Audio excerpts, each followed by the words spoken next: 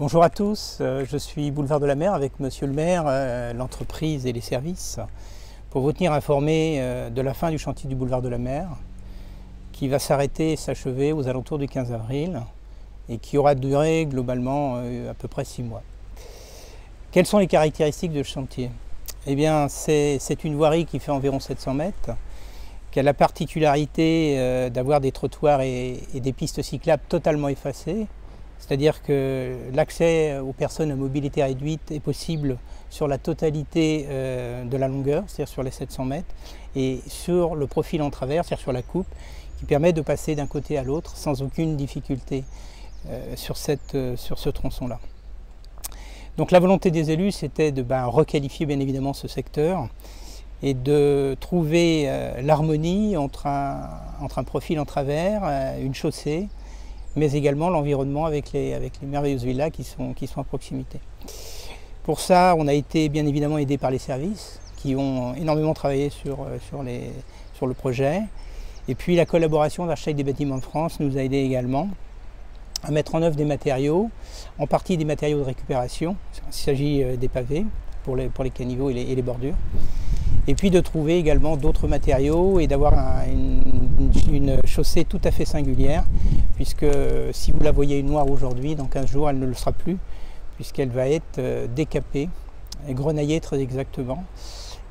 Et le matériau qui est en dessous, qui est un matériau d'une couleur très légèrement jaune, ce qu'on appelle du gouasque, qui arrive du Finistère, eh bien ce matériau très lumineux va ressortir et la chaussée, l'aspect noirâtre de la chaussée va totalement disparaître.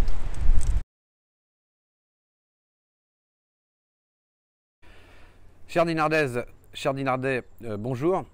Donc je suis ici même sur le boulevard de la Mer, comme à la Malouine, avec Monsieur Corlet, donc, qui représente l'association des granites de Bretagne. Donc la municipalité avait pour ambition de choisir du granit breton pour ce chantier. Donc on peut être fier que l'ensemble des entrées charretières aient été réalisées en pavé gris-bleu de Lauvigné du Désert. Voilà, belle carrière près de chez nous.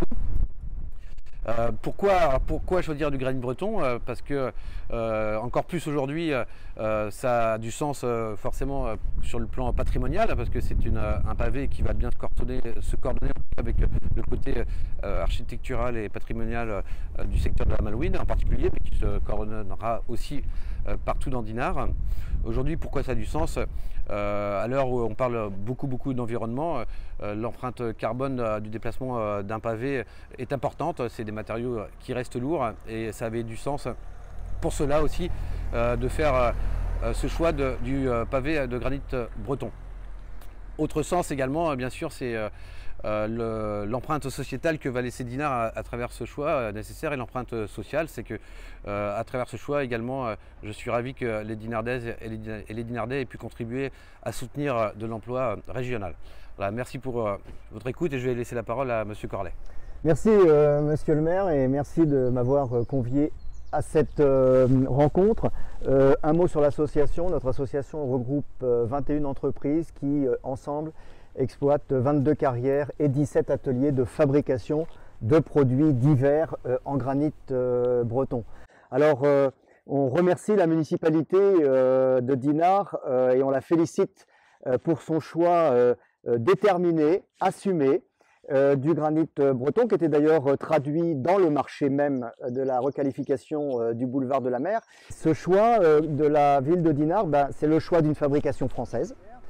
C'est le choix d'un matériau réputé, emblématique. Monsieur le maire a dit un matériau régional par excellence. C'est aussi un choix social qui reconnaît aux compagnons du granit, qui témoigne aux compagnons du granit la reconnaissance de leur travail, qui perpétue aussi les savoir-faire. Pourquoi aller chercher à 1500 km ce que nous avons à 150 km? Alors merci encore Monsieur le maire et à votre municipalité d'avoir fait le choix du granit breton.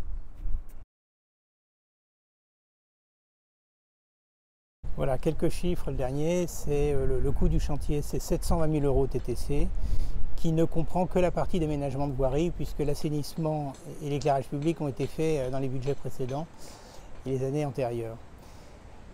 que dire de plus, si ce n'est de remercier les équipes qui ont travaillé sur ce chantier, les poseurs bien évidemment de pavés, l'entreprise Colas qui est l'entreprise choisie par la collectivité pour ce chantier. Un chantier ne se passe bien que si il y a une équipe.